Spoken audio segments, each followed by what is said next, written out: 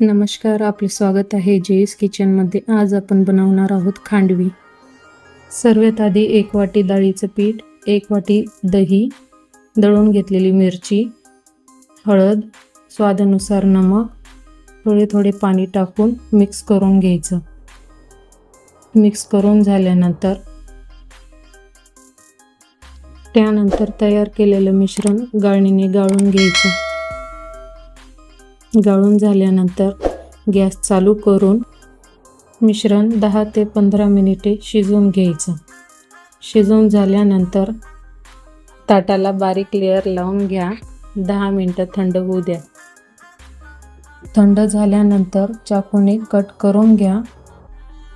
किसून घेतलेला खोबरं, कोथिंबीर टाकून घ्यायचं। रोल करून घ्यायचे।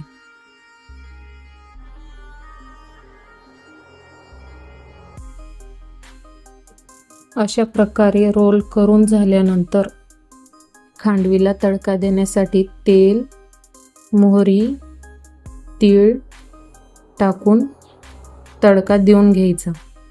अशा प्रकारे आपली खांडवी तयार आहे। असेच नवीन व्हिडिओ बघण्यासाठी जेएस किचनला सबस्क्राईब करा।